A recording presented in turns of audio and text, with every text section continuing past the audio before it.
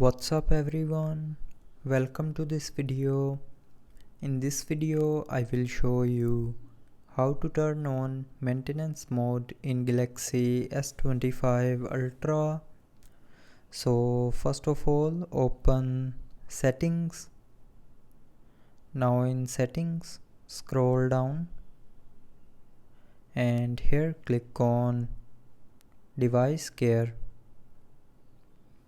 Now in device care, scroll down and click on maintenance mode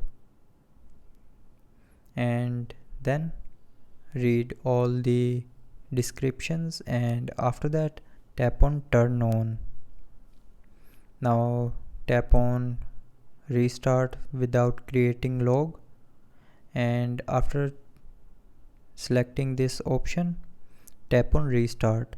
So when you will tap on restart option here, it will restart your phone, and after restarting your phone will be restarted in maintenance mode.